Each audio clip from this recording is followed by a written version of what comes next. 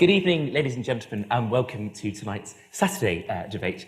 We are delighted to have so many of you here tonight and looking forward very much to a debate on literature with the motion, "This House believes the age of the literary classic is over."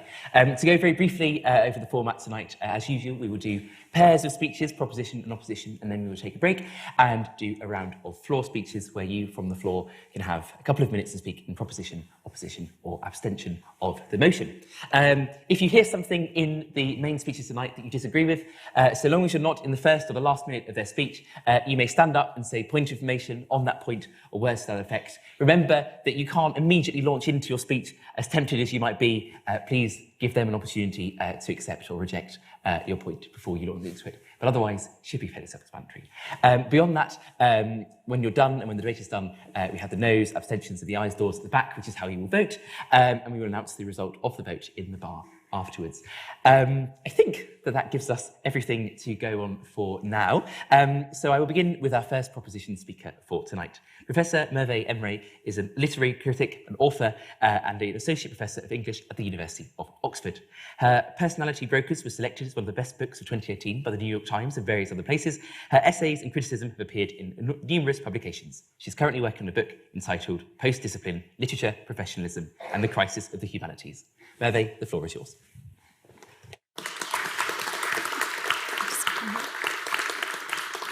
Here.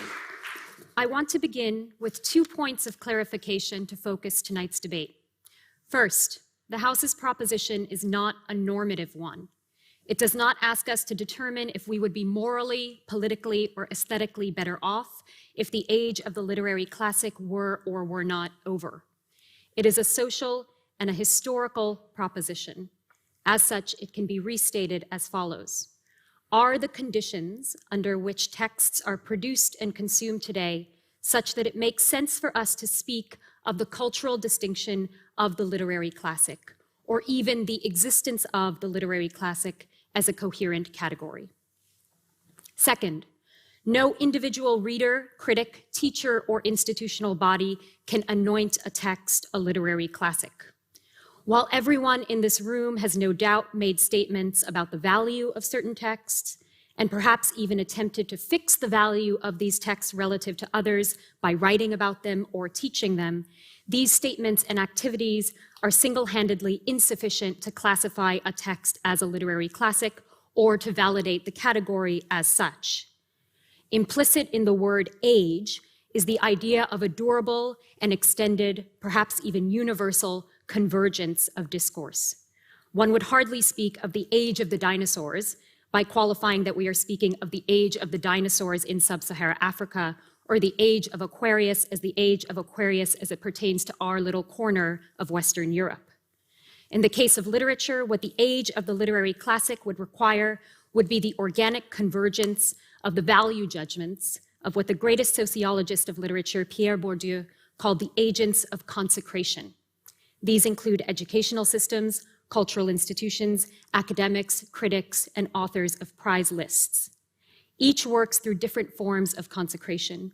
Consecration through documents like textbooks and anthologies, consecration through monuments like portraits, statues, and busts, consecration through the curriculum and the syllabus, and consecration through attention from critics, reviewers, and cultural agents. With these clarifications in hand, it is doubtful that there ever was any period in human history we would call the age of the literary classic.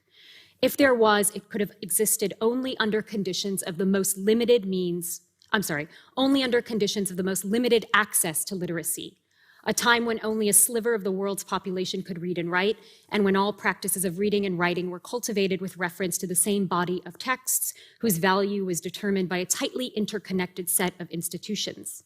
As Guglielmo Cavallo shows in his extraordinary collection of essays, A History of Reading in the West, this is a good way of characterizing the early centuries of Rome, when reading and writing were limited to the priests and the aristocratic groups who were the depositories of the city's fundamental stores of knowledge. Yet the rise of the first bookshops, as described by Catullus and Cicero, inaugurated the process of distinguishing between different types of readers based on why and how and where they read, and began to fracture already the universal discourse of literary value. There were those who dabbled in volumina of pessimae poetae for voluptas, for pleasure, and those who read for utility and self-cultivation in spaces designated as academia, gymnasium, lyceum, or palaestra. Even the period of classical antiquity could not shore up the idea of the literary classic in any meaningful sense. But for the sake of a fair debate, let us pretend that the age of the literary classic soldiered valiantly on through the centuries, and it is only over the last century or so that its status has been threatened by the rise of mass culture, the political demands of symbolic representation along axes of race, class, gender, and sexuality, and a general panic that people no longer read serious material seriously. Here, it is crucial to remember that literature is not an essential category. It is a historical one. There exists no such thing as an inherently literary text, and one need only look to the low cultural status of the novel throughout the 19th century to see this. Rather than speaking of the literary then, it makes much more sense to speak of the institution of literature. Over the last century, the institution of literature underwent two profound transformations. On the one hand, literature increasingly became a commodity within expanding markets using intensified techniques of publicity, journalism, and industrial organization, specifically the rise of publishing as a retail industry. On the other hand, the study of literature became increasingly professionalized, whereby serious intimacy with literature became associated with scholarly study. Most professionalized readers, that is, many of my colleagues, do negatively judge the commercialization of the institution of literature. They point to the assertion of lay knowledge over expert knowledge, the evacuation of aesthetics, and the elevation of ideologies of interpersonal connection, like empathy and relatability, the dependence on an increasingly diversified and segmented market of literary products, of microcanons, rather than a universal and integrated curriculum, and ultimately the systematic leveling of literature's capacity to maintain class-based distinctions by divorcing its dissemination and evaluation from the exclusive institution of the school.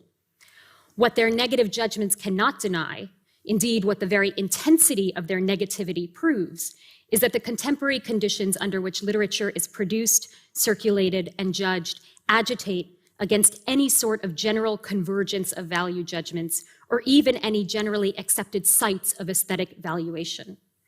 At a time when people are more likely to read in book clubs than in schools, as part of online communities than as part of undergraduate or graduate seminars, it makes no sense to speak of the literary classic, let alone the age of the literary classic.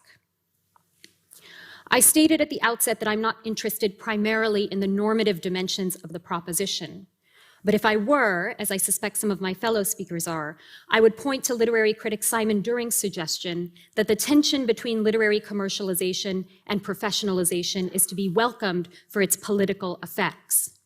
During writes, "For what it means is that the categories of non-academic appreciation and discrimination, however unself-reflective, however untested in their assumption of literature's power to develop and civilize selves, are less and less engaged in the maintenance of cultural and hence social and economic hierarchies. Of course, grassroots transformations in what we read and how we read are insufficient to undo in their entirety the socioeconomic hierarchies that are maintained by the institutions of the state through the school. What is needed is a wholesale transformation in the social organization of literature, a total socialization in the means of production and consumption, such that we finally would be able to realize what critic John Guillory calls a culture of universal access.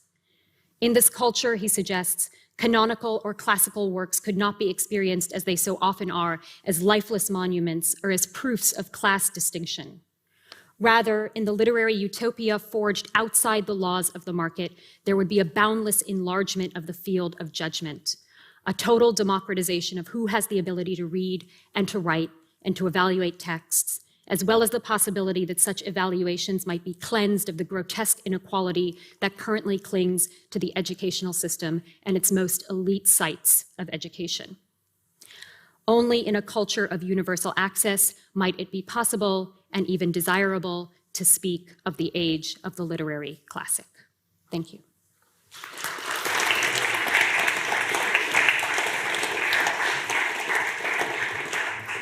Thank you very much, Merve. We come now to our first opposition speaker for tonight. Lucy Hughes-Hallett is a cultural historian, biographer and novelist. Her biography, The Pike, Gabriele di Annunzio, is that right? Excellent. Won all three of the UK's most prestigious prizes for non-fiction, the Samuel Johnson Prize, the Duff Cooper Prize and the Costa Biography Award. A Fellow of the Royal Society of Literature, and an Honorary Fellow of the Historical Association, Lucy is also the 2021 Chair of the Judges of the International Booker Prize. Lucy, the floor is yours.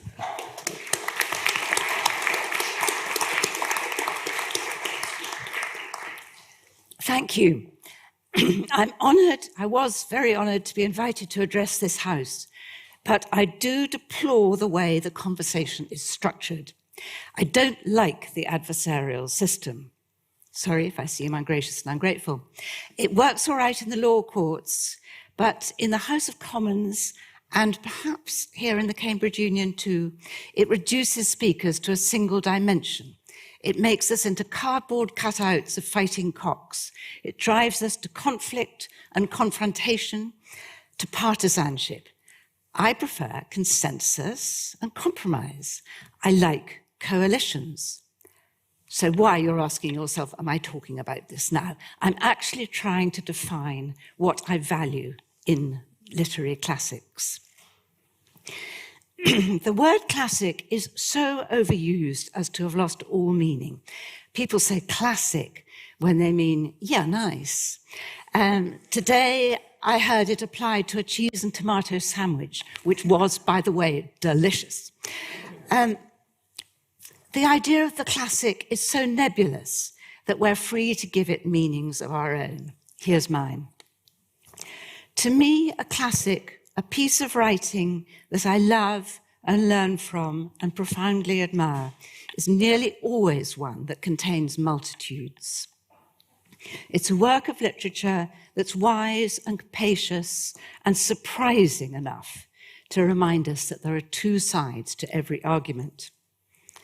An example, the Iliad, arguably the founding work of Western literature, celebrates the lethal glamour of Achilles, who is described admiringly within the poem as the most violent man alive.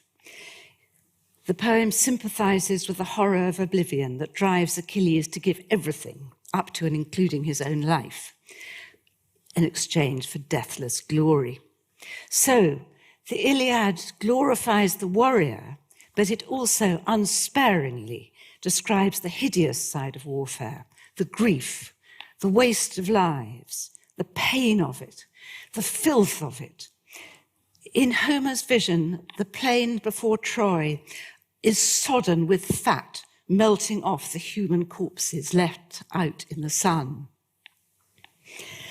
Gabriele D'Annunzio coined the word multanime, many-spirited, to describe great writing and great fiction in particular. D'Annunzio was in many ways a deplorable person, but he was clever about literature, and I agree with him here. That many-spiritedness, that ability to hold two or more contrary opinions simultaneously, which is actually no good for a debating society, that is what moves me in my chosen classics. More examples.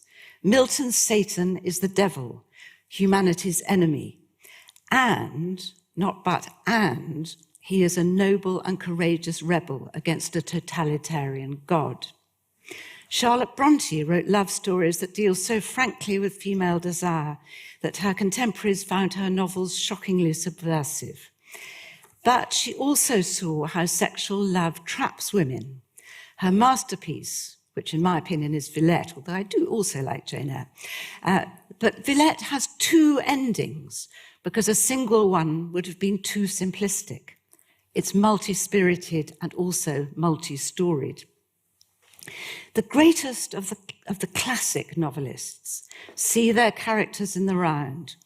Tolstoy's Count Karenin and George Eliot's Mr. Casaubon are both dry old sticks who make their young wives miserable. Flaubert's Charles Bovary is almost equally inadequate as a husband. But the creators of those three unloved husbands are imaginative enough to know that dull, unimaginative people feel deeply too. So those poor husbands have dignity, they have pathos, they're ridiculous, but they are also tragic. In naming them, I've picked out comparatively minor characters from densely populated novels, but the breadth of sympathy I'm talking about isn't only found in crowded fiction or in epic poems. Samuel Beckett's lonely monologuists have it too. So why shouldn't we expect the authors writing today to be equally capable of many-spiritedness? I see no reason whatsoever to doubt that they are. And whatever your idea of a classic is, however different it is from mine, I feel sure that there are authors out there right now writing works that you can respect and love too. I'm not saying that the canon is fixed. Maybe the motion before this House is just a way of saying that a certain kind of text that has been greatly admired is going out of fashion. Of course, that happens. The canon is unstable. It always has been.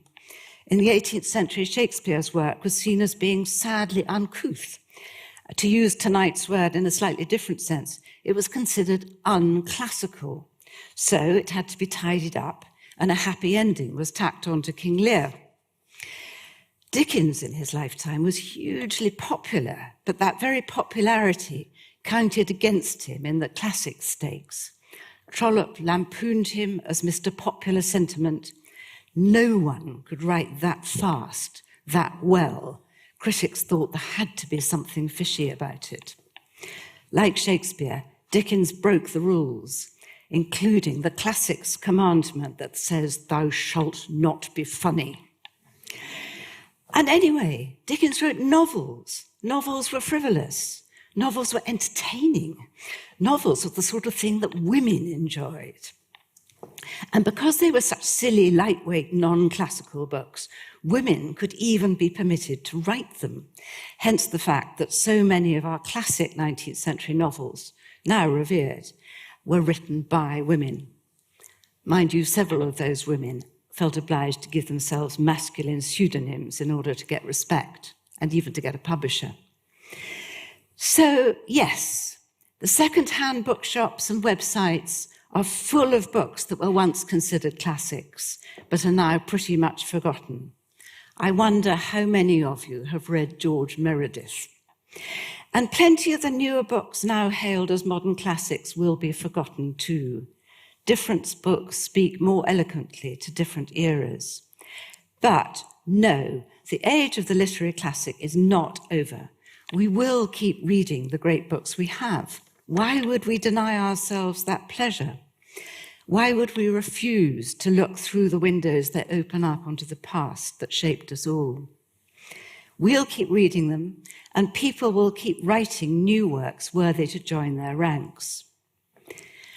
There are an awful lot of books being published now. There are so many voices. It may be harder to pick out the outstanding ones. Today's authors look different from those who used to jostle for the best seats in the Mermaid Tavern or the 18th century coffee houses or the Garrick Club.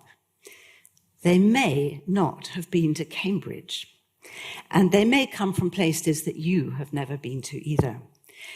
But among those voices, there are plenty who are speaking beautifully, some whose works you can pick up and get that thrill of hearing something new, something mind-expanding, something truthful, something multi-spirited, something classic.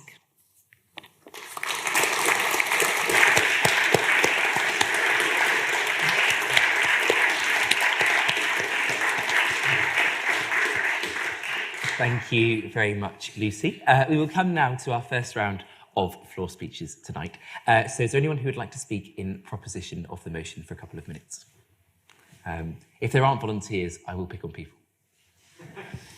So the reason that I think that the age of the literary classic is over is because I think reading is an individual experience, and it's something that we experience personally, and we all have our different ideas of what our favorite book is. It might be something trashy, it might be something super academic and non-fiction and different, or it might be whatever we want it to be. And I think the idea of the literary classic is something that's imposed on by external forces, by society, by kind of historically, if we think about like all of the authors that have been cited tonight, like traditionally white men, some white women, but mostly like people who have had so much privilege and who have been in dominating seats of society. And like even in that sense, I think the idea of a literary classic can be problematic in that way, because I think literature should be a personal experience and something that we don't need it to be defined externally by what society thinks is classic and what should be remembered. It should be something that we experience individually and enjoy literature for different reasons, no matter what society tells us that we should like or shouldn't. Yeah.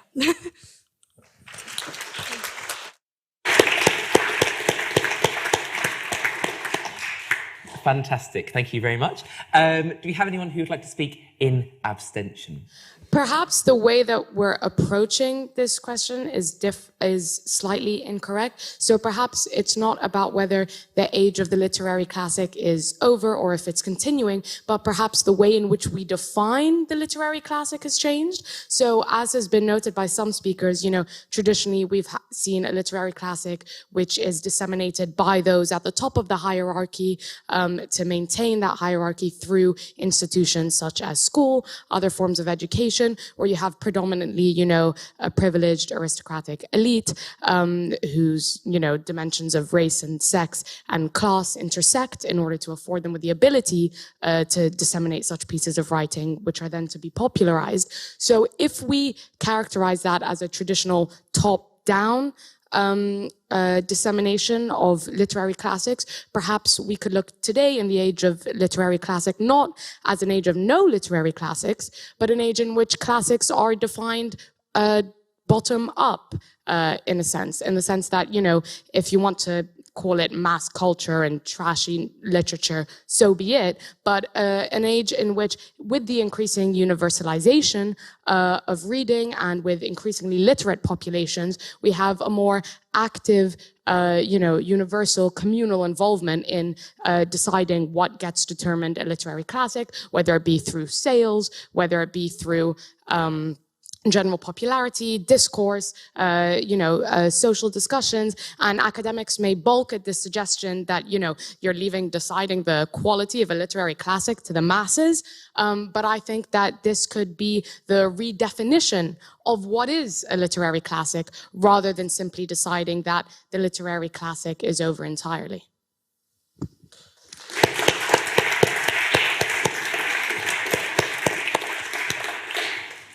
Fantastic. Now, do we have anyone who would like to speak in opposition? Oh, there's a hand at the back, so we will go over there. Name and college, please. Yeah, Antonio, Magdalen College.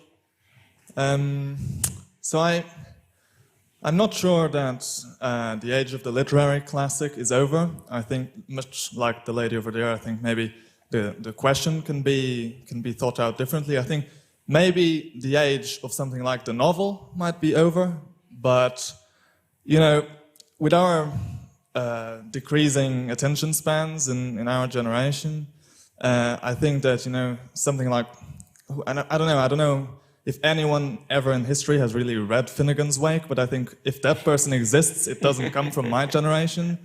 Martin Amis described Finnegan's Wake in a very interesting way. He said it's a 900-word crossword puzzle of which the answer is duh, And I think the time for that kind of piece of literature is over. The time for that kind of literary classic is over. But perhaps the literary classic is migrating rather than disappearing. Perhaps it won't come in the form of a 900-page novel. Perhaps it will come on Instagram in little bits that are posted every day, and which we will read whilst we're having our breakfast cereal.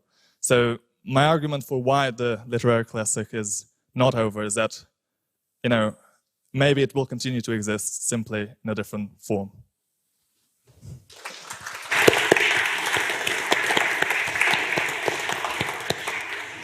Fantastic. Well, a wonderful round of floor speeches, I think, and I would encourage you after the next two speeches to think of things to say next time too. But for now, our second proposition speaker for tonight is Hayden Raymond Ram, who is a second-year physics student at Trinity College. He won this slot through open audition. Hayden, the floor is yours.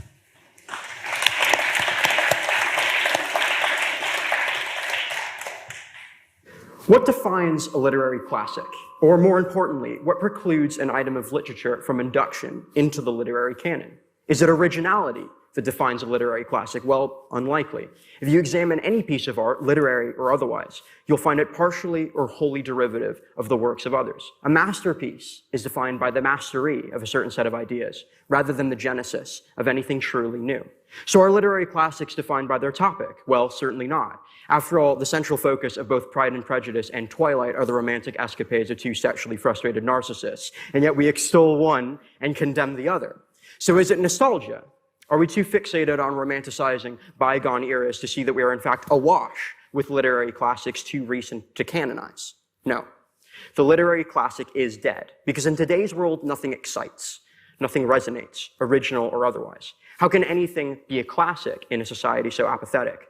Tonight, I want to outline the major reasons for the decline of the literary classic, from its obsolescence as a medium to why society at large fails to foster literary creativity in the way it used to. Is there any, could you just let me finish my opening remarks quickly, please? Thanks. Is there any room left for literature in our modern lives, and is a literary classic truly lost? I'd just like to hear a little bit more about how nothing in your life excites you. Yeah, of course, no. That is the one thing that I can always be counted on to talk about, and I'll proceed to that later on. The first reason the classic is dead is that it's irreparably outdated. For better or for worse, the modern generation is more reliant on the piecewise, rapid-fire delivery of information. The devotion of hundreds of pages to a single set of social or political ideals offends our modern sensibilities. It's overindulgent. Yeah, go ahead. How do you account for the massive popularity of an author like Sally Rooney among young people, while stating that we're somehow fragmented in our consumption of literature when novels are exceptionally popular among people of our age? So I will address that in a second. I do absolutely agree that young people read. I agree that people of all generations read. However, I am not at all sold on the prospect of it being as popular now in our generation as it was in the past, and I do have some statistics that I'm about to cite to support it. The black and white depiction of the world offered by the contemporary media is much less demanding and far easier for everybody to understand. Not only is it the late age of the literary classic that is over, it's the age of nuance that's come to an end. Book sales in the UK nearly halved between 2009 and 2019. The modern generation is uninterested in the verbose, unrealistic novels of the past, and it's unreceptive to attempts to add to the canon. How many of us grew up like Oliver Twist or Catherine Earnshaw? Would our modern lives make good novels? Our ideological war for independence and self-determination against previous generations can claim the literary classic as one of its greatest casualties. We've supplanted it with television, social media, and Facebook news, and short-term gratification. We want the world, and we want it now, not necessarily 60,000 words away. The second reason we've heard the swan song of the literary classic is the lack of incentive for modern authors to put their pen to paper. With modern audiences mostly interested in hyper-realistic computer-generated imagery, there's no reason for any author worth their salt to stake their livelihood on creating truly great literature. With the proliferation of media corporations, law schools, management and publicity positions in modern conglomerates, why would the modern author dedicate themselves to anything less than lucrative? It's better to see one's name on an op-ed in the New York Times than at the bottom of the bestseller list, maybe.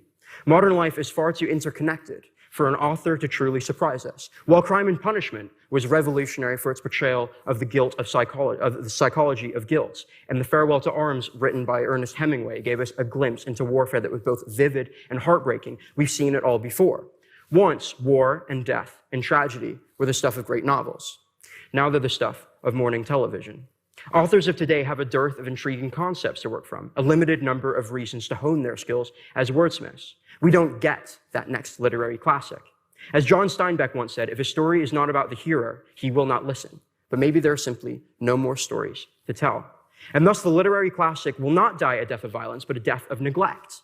No longer can anything resonate enough with any of us. No longer do we believe in the age of the literary classic. And I had a lot of things I wanted to say tonight about the literary classic. When did they start? When did they end? And I know what you've all been thinking. Americans can barely spell, and their grasp of the English language is patchy at best, so I'm not interested in what this upstart Yankee has to say about it. I have two retorts to this. One, I'm only half American. And second of all, Americans wrote better novels than the British. Anyway, I knew that would get you. Think about the milieu in which some of the greatest works of literature were penned, though. Classics weren't just literature, they were time capsules. Solzhenitsyn wrote the Gulag Archipelago after he was interned in horrific labor camps in the USSR in the 20th century. Vonnegut wrote Slaughterhouse 5 based on experiences of digging bodies from the rubble in Dresden at the close of the Second World War. Shakespeare's Britain, 1/3 of the entire population lived in poverty. Even worse, in Chaucer's day, 1/3 of the European population died of plague. By comparison, social upheaval in the West in the 21st century seems almost tame. In the birthplace of many Western literary classics, we're now technologically advanced, broadly speaking, a lot safer, and we're well adjusted to a Western world devoid of world wars, devoid of dust bowls and famine. Our quality of life has risen. Most of us are struggling with the mortgage, not locking horns with the royalty or the bourgeoisie. The themes of class struggle, extreme poverty, and conflict that buttressed the literary world for generations are noticeably absent from the West of today. And those less fortunate than us across the globe scarcely have time to sit down and write a novel. Will future Tolstoys set their minds on our own global pandemic? Will they set their minds on the looming threat of climate change? Or a society more likely to gravitate towards technological advancement and away from the arts and literature altogether? Where does the great literary classic fit in? So to end my speech tonight, I want to pose a question, or I guess it's more a riddle to the audience. It's something that occurred to me yesterday after watching an event here last night. What do my grandfather's love life, Stephen Fry, and a rundown pub in Oxford, my hometown, called the Eagle and Child, have in common? I'll let you think about it while I go to the next part. My grandfather, Raymond, who's partially my namesake, was sort of a wild card among my family. He was born in the 30s to a family fresh off the boat from Poland. His father was a contemporary of Einstein's at Princeton. My dad's a mechanical engineer, and I'm a physicist, but my grandfather, Raymond, studied English literature. And one of our most prized possessions is his annotated collections of English Romantic poetry. In the margins, you can find some of his handwritten notes from decades ago, such as "Good poem to send to girls," because apparently that type of thing used to work. While I might pore over my grandfather's English Romantic poetry, I doubt anybody will be poring over my physics textbooks. When Stephen Fry spoke here yesterday, I was struck by how moved he seemed to be by the works of Oscar Wilde. And obviously, Oscar Wilde is a literary genius, I'm not questioning that. But there was something else in it for Fry. He told us about flagging down the mobile library when it came to town every week. He told us about reading everything and anything he could get his hands on when it came to Oscar Wilde. And when they ran out, he cycled miles to the nearest library to read more. Wilde's work defined Stephen as a young man. He saw himself in Wilde. Even our icons have literary heroes.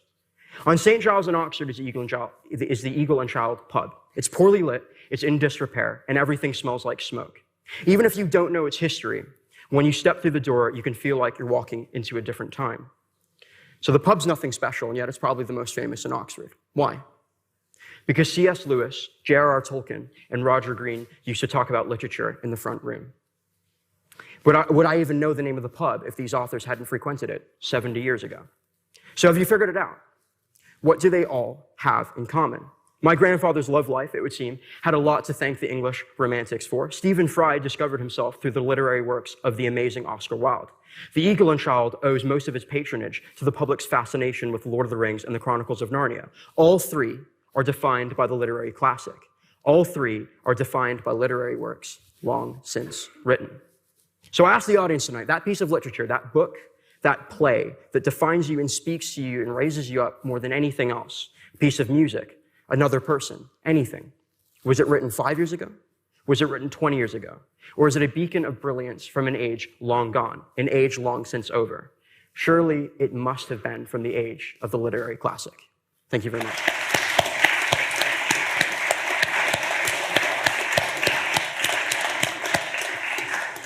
Thank you very much. We come now to our second speaker for the opposition tonight. Ben Phillips is a master's student in English at New College, Oxford, from where he's very kindly travelled to Cambridge at the very last minute tonight to fill in a bit of a void. He was previously a student at Queen's College, Cambridge. Ben, the floor is yours. Thank you.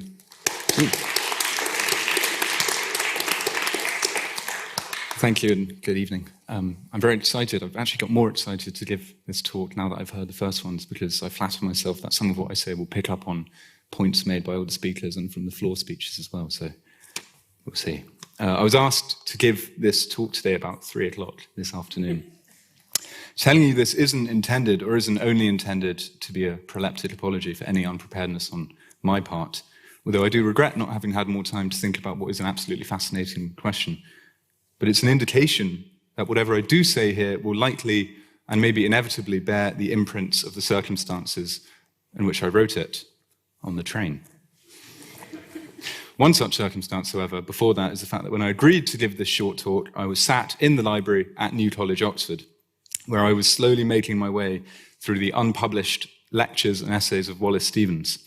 These texts and fragments are not literary classics. Several of them are stilted or stiff or just plain tedious.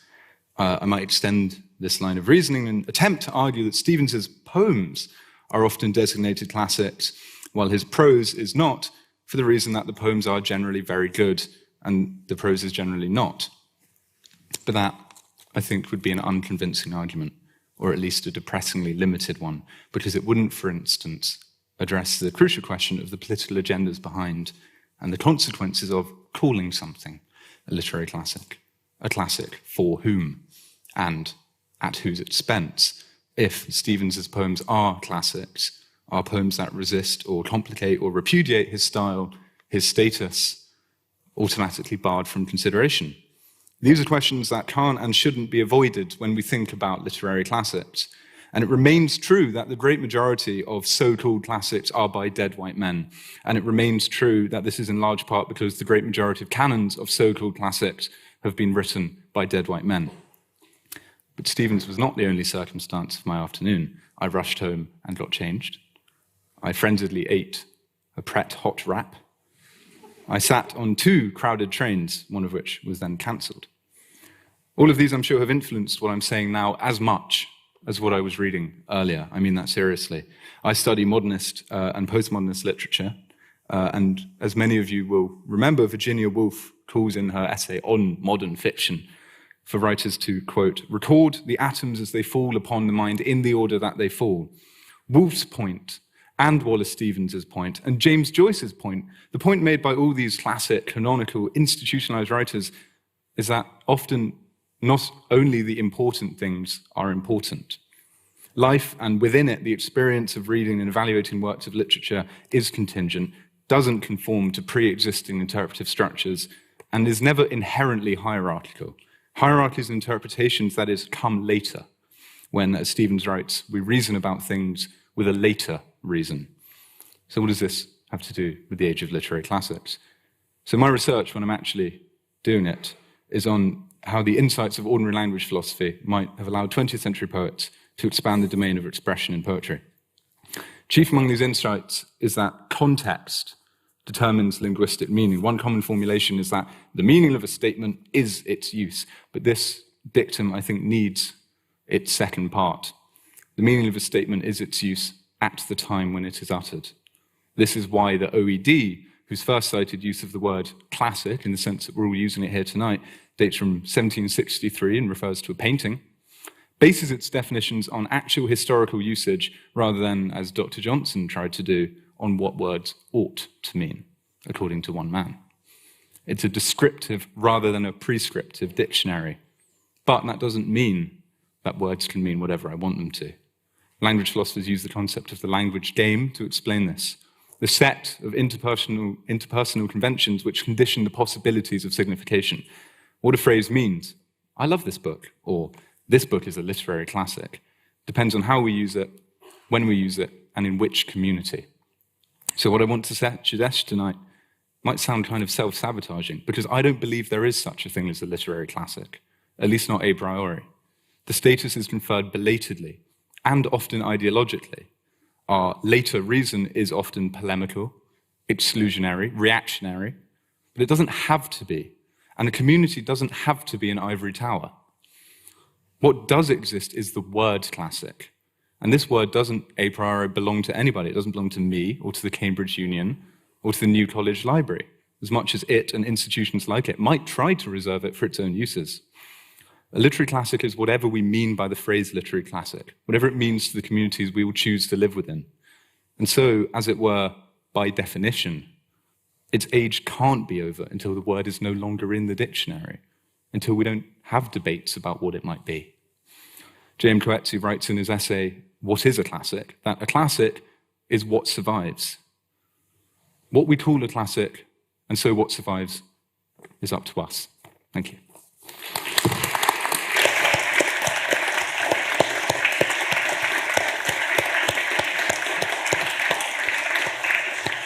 Thank you very much, Ben. We come now in slight trepidation to our second round of floor speeches tonight. Do we have anyone who's brave enough to volunteer to speak in proposition of the motion for a couple of minutes? Name and college. I'm Tom. I'm from Girton. It was a long way, and it was very, very cold. But I'm here now, and I'm going to talk to you about the literary classic and the age of the literary classic that is long since gone. History is a little bit like a sieve. And recently, the sieve has got quite big holes. Back in the day, we used to burn the Library of Alexandria, not having that anymore. All those books are gone. All those lovely things that could have been classics disappeared into the ether. They still exist in some sense, but not anymore. Now, we've just got a massive sieve, which is almost a bit more like a hula hoop, where everything just falls straight through. We have records of everything, digital text, digital tapes, things stored. We can look back on everything that's been written on any website, 4chan, Wattpad, fanfiction.net. And all of these things exist within our own collective literary canon. Now, because they're all there, they're all surviving, they're all present, we can't look at, as very rightly the speaker who came just before me, even more prepared than I am, said, the things that survive, because everything survives. Everything is recorded. Everyone is watching. Every tweet that you make may resurface. Everything that you write may come back.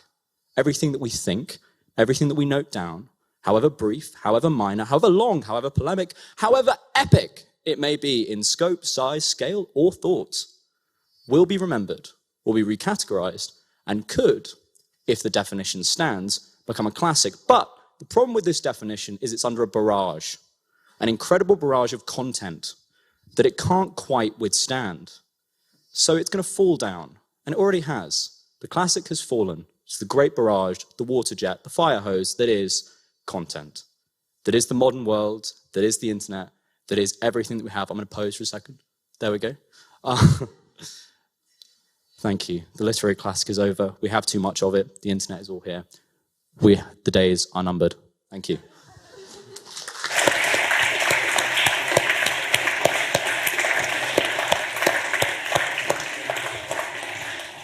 Thank you very much for that. Do we have anyone who would like to speak in abstention?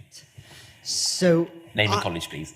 What I say will not be in any sense classic, so I'm not really sure there's any name or college.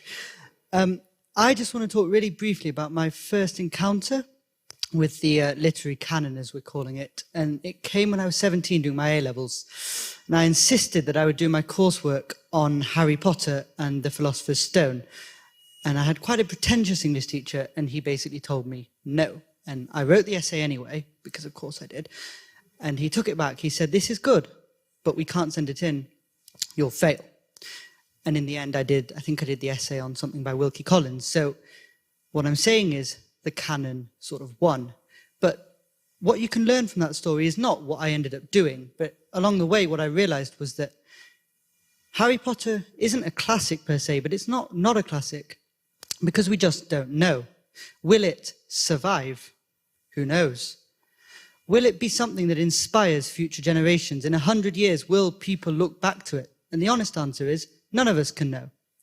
So, is the age of the literary classic over? Are we still reading things that will one day be literary classics? I'm not sure. I think the only way you can answer is if you have a time machine. I certainly hope that some of the stuff being written today will one day be remembered, but I don't think we can say for certain. I think that a very good point that was made was about Charles Dickens and how in his time he wasn't viewed as sufficiently erudite to be seen as a classic, but now undoubtedly he is. Maybe the same applies to J.K. Rowling. So I'd just like to make the point, I think, that none of us can know what is a classic, and therefore how can we know whether they lie amongst us? Thank you.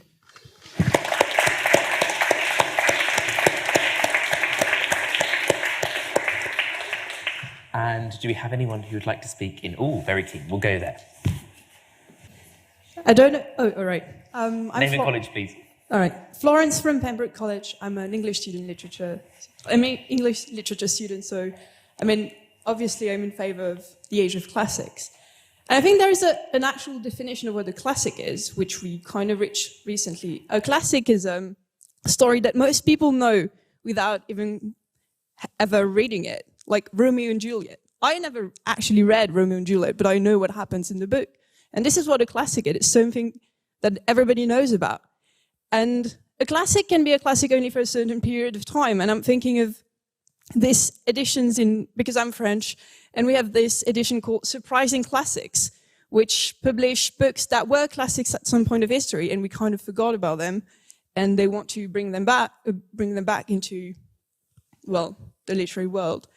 And a classic is not necessarily a good book. It's just something that was remembered. And although one might be saddened by the fact that their favorite book is not called a classic, they shouldn't believe that this means that a book is bad or doesn't bring anything to literature. Being a classic is not necessarily a sign of being a perfect book, perfectly written. It's just something that was remembered.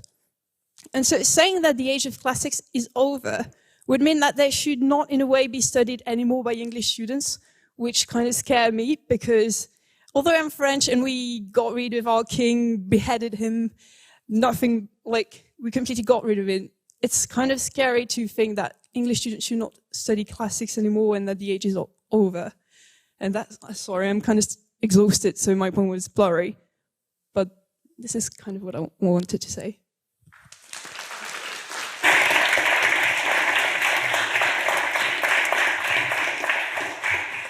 Fantastic. And now we come on to our third proposition speaker for tonight.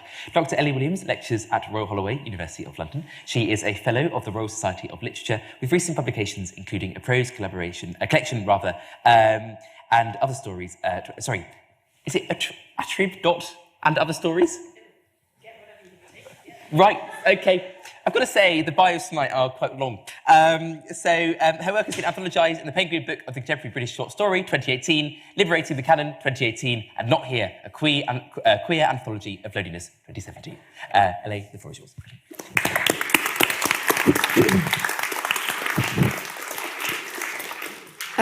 Thank you, and in part I have to apologise for the sheaf of notes, which I'm going to occasionally stare at in bemusement. I had more time than Ben, but not a lot of time to prepare for today. And in a way, it's kind of important to me to hear from the opposition, as much as to hear from my colleagues on the proposition, about how the terminology here is so crucial. Not only of the word literary, not only of the word classic, but as Merve mentioned, the word age. What does it mean for us to imagine that literature has a shelf life? That it had a genesis and it will have an end point. It will have its apocalypse, if you like. And I was so glad to hear from the first speaker the emphasis on coalition. Why can't we think, rather than in terms of debate, in terms of a militant one side versus the other, but rather a coming together? That's what we take away, right, from the classics that do exist, that we all glean a sense of self from, that we glean a sense of what we might really revile in other people, in ourselves. And I think that it's important that as much as the proposition and the opposition actually do agree in many ways about the power of literature. And yes, it may be that many of us don't have the time now, we think, to sit down and read Finnegan's Wake, quite apart from pretend like we necessarily understand that there's one static truth at the end of it. I think it would be horrifying in a way if we believed that there was one single truth.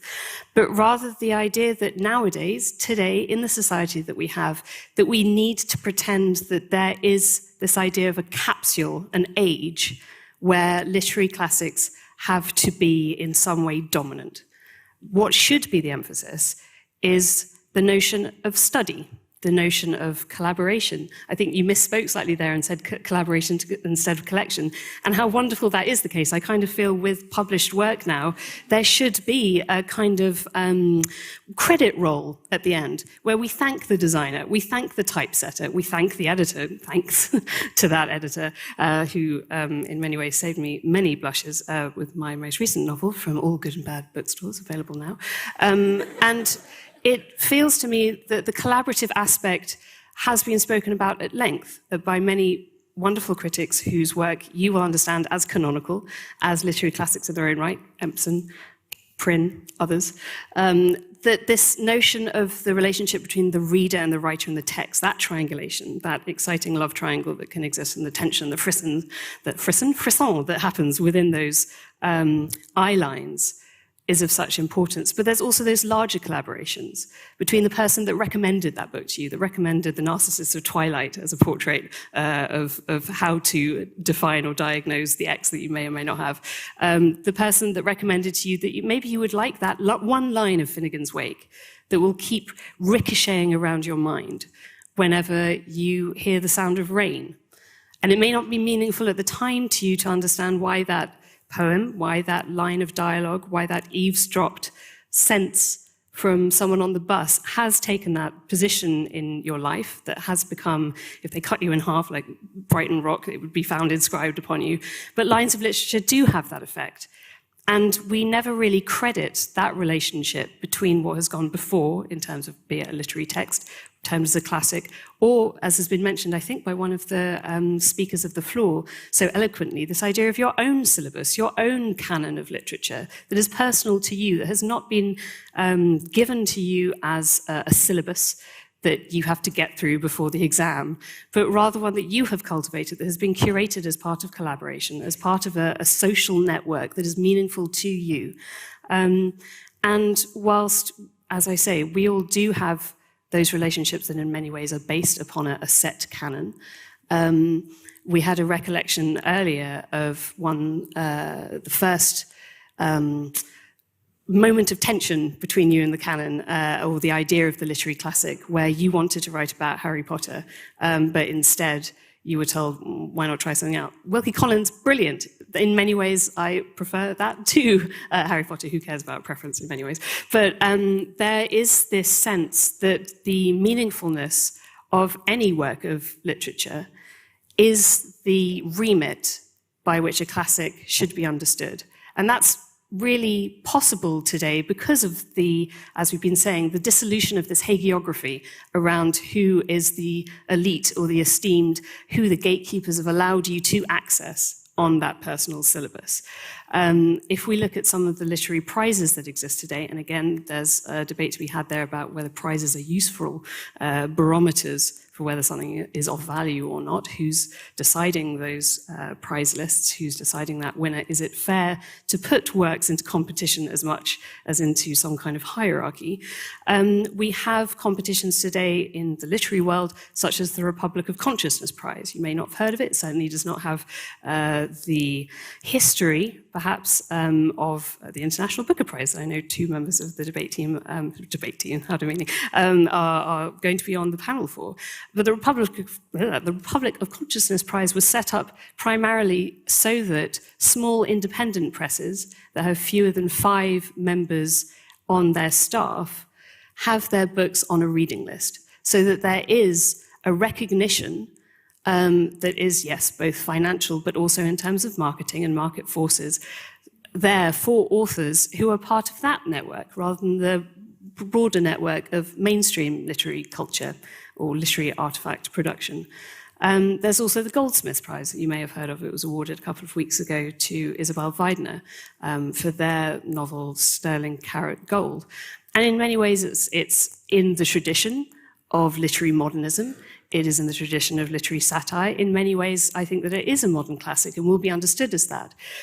That would seem to suggest that I believe that as has been mentioned before by the brilliant speakers, that the literary classic has not ended in terms of its longevity, in terms of its dominance. But instead, the way that Weidner describes novels and the way that they position themselves as a novelist and writer is entirely within the notion that we have to, in a way, destroy the idea of what is a literary classic so that other voices can be heard, so that non-binary voices can be heard, so that immigrant voices can be heard, so that this idea of the canonized and set category, the index, the saint list of writers is made different, is queered in that way. And that's something that I find in my education as a middle-class, white, able-bodied person, that I only really experienced as a possibility in terms of encountering a classic in my 30s, which was not that long ago.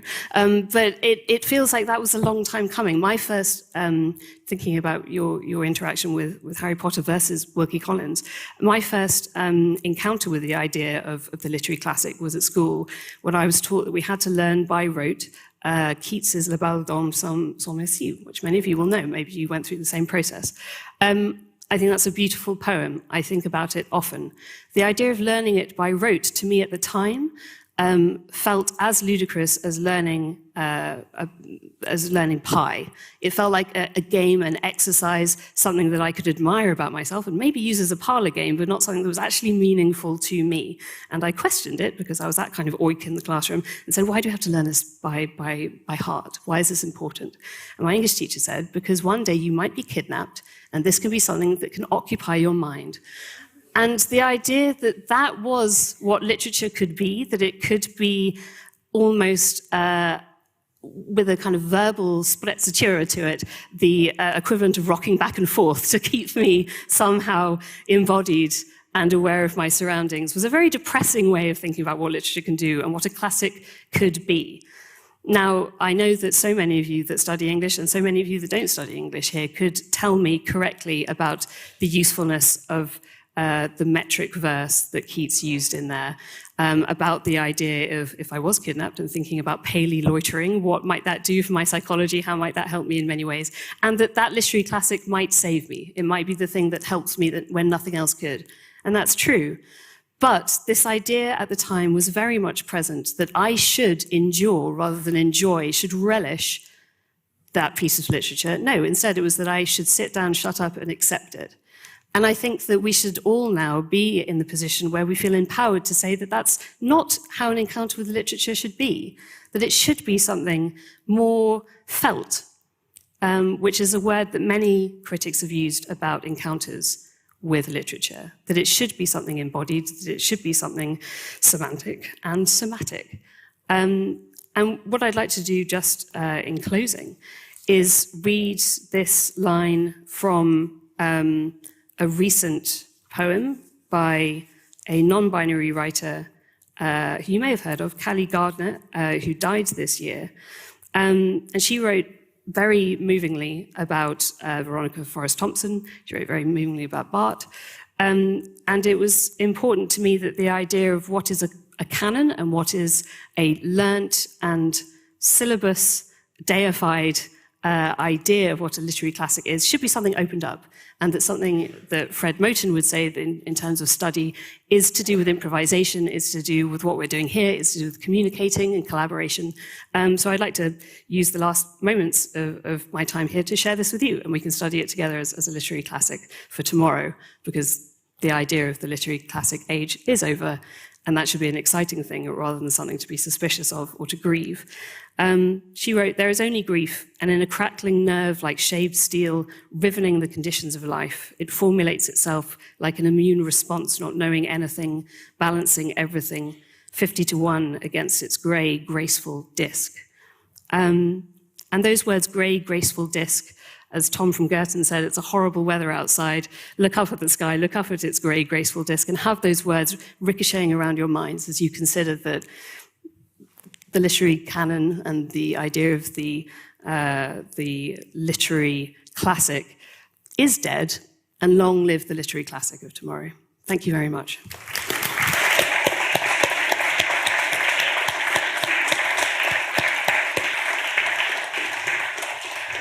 Thank you very much, Ellie. We come now to our final speaker for tonight. Dr. Michael Hurley is Professor of Literature and Theology at the University of Cambridge and a Fellow of Trinity College. He is currently writing a book on superstition, and concurrent with his academic position at Cambridge, he has been awarded visiting positions at Harvard and All Souls College, Oxford. Dr. Michael, the floor is yours.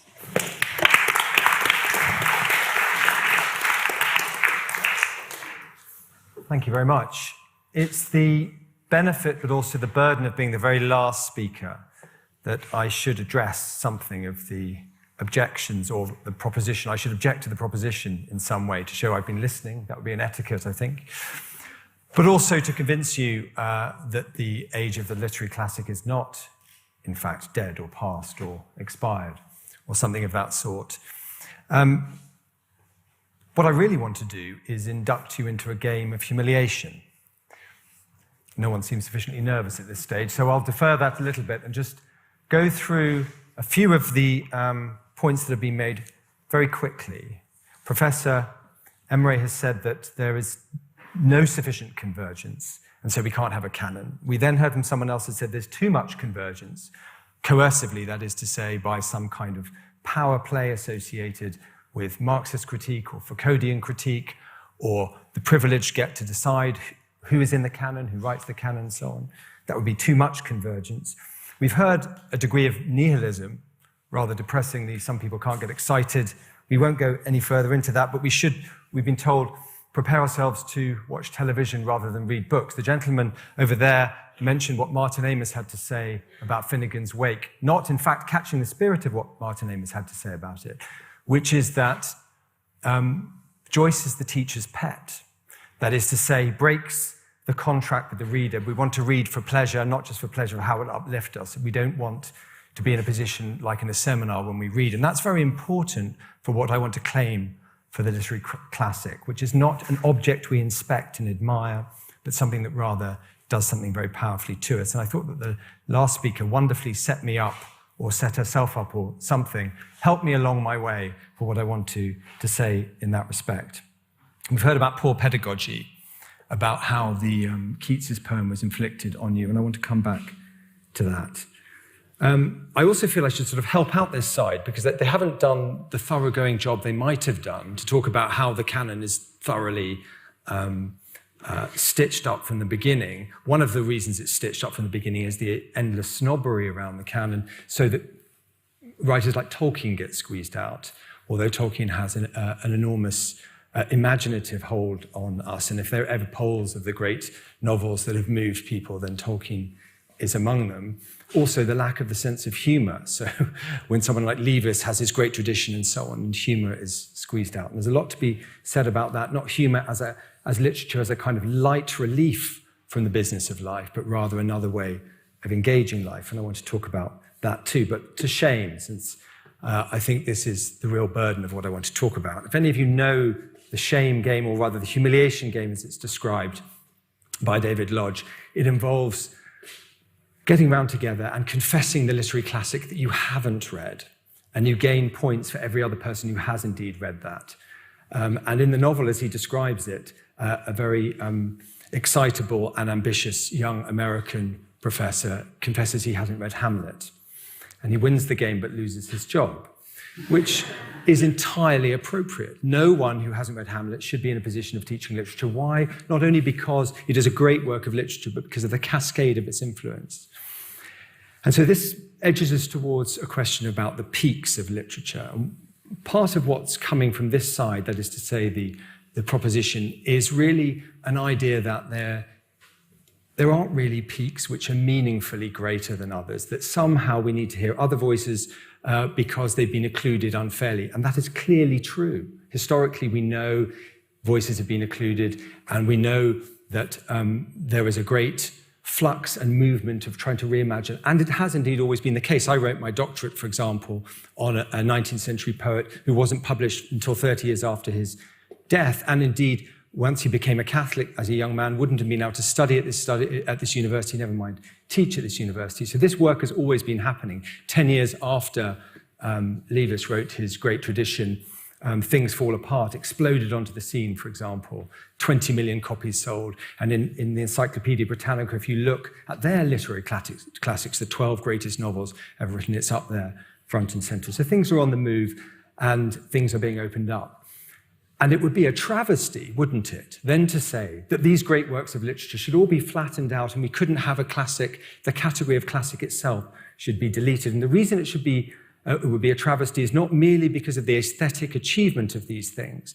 It's because at the highest level, at the level of what an old-fashioned word of genius, there is something mysterious and something powerful which goes beyond the shame of not knowing, let's say, your cultural inheritance, a kind of cultural amnesia. It's a much greater thing than that. And I want to push on this point finally to drive this home in terms of the fact that if you really are watching television, if you really are content with Harry Potter, then that suggests to me your life is going pretty well. Let's look at what happens when your life isn't going well.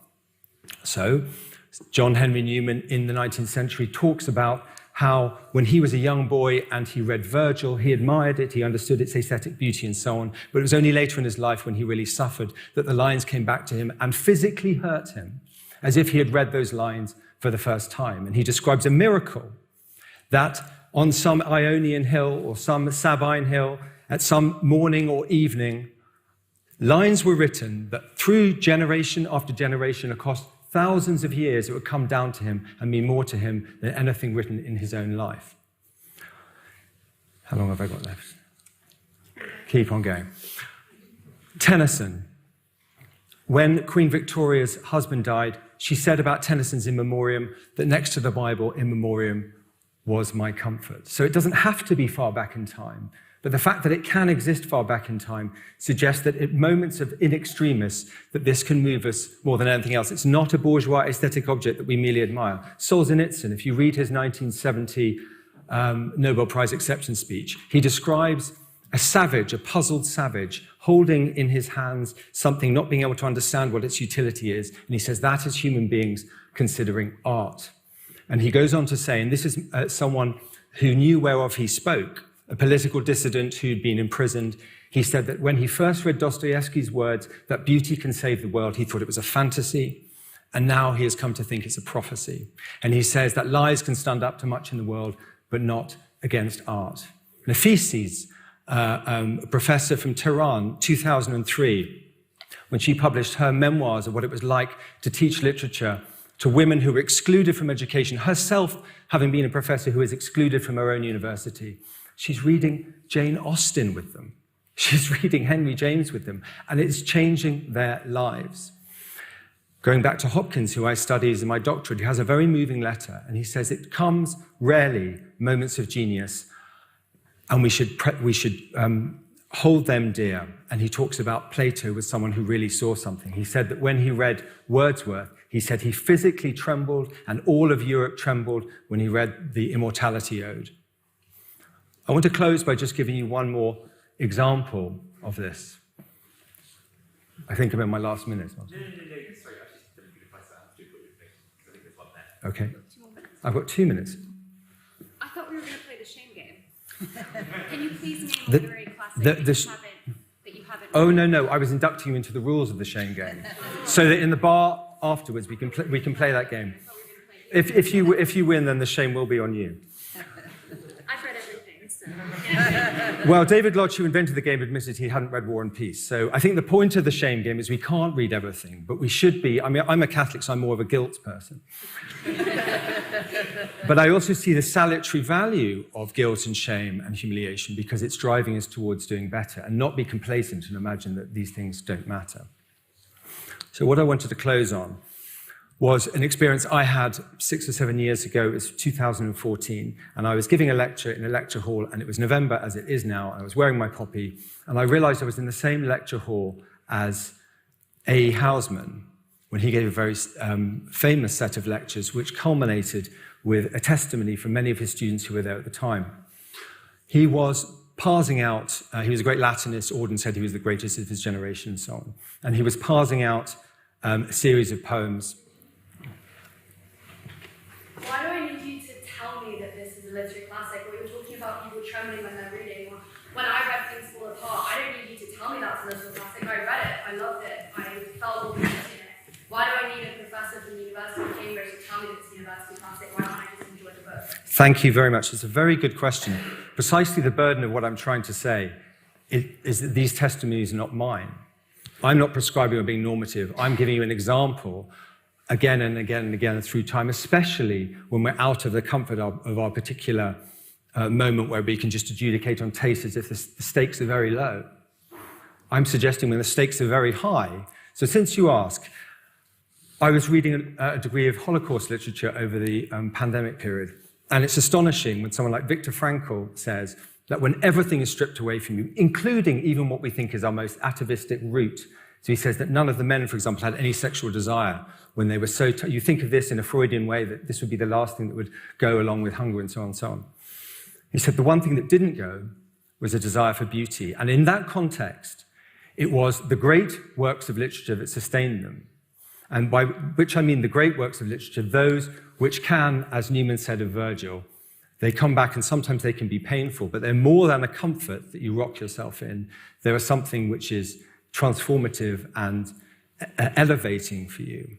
So I can't prescribe what that is for you, but the idea that there is no convergence at all is clearly not true in historical terms. And this is Newman's point about generation after generation over thousands of years. It comes down to us. If you choose not to avail yourself of that, you'll win the shame game, but I think you'll lose out in life. Back to Hausmann, very briefly to finish us off. So I realized I was in the lecture hall where Hausmann was, and Hausmann was a very dry lecturer, and he ended by a long series of lectures after 2 years by saying, and I'm now going to read this ode simply as a poem. He was reading Horace's Ode 4:7. And he read it in Latin, and then he read it in English. And then he finished, and in the words of those who saw him read it, as if he were betraying a secret, and he said, that is, to my mind, the most beautiful poem in all of ancient literature. And he left with tears in his eyes from that lecture hall. And he realized that those men were going to their deaths. It was 1914. And he realized probably they were going to worse than death. They were going to a kind of living hell. Now, we're not in that situation now. But when I lecture, and since you ask, as a professor of literature, I feel the burden, actually, to pass on the greatest literature that I know, the most beautiful, which is not merely an aesthetic object. It is something that can carry students through who are struggling in all kinds of ways and will struggle all their lives. And so when you were given that Keats, that was pedagogically clumsy, but it was a great gift. And you should write to your teacher, I would suggest, and thank them for giving you a classic that you still remember. Thank you.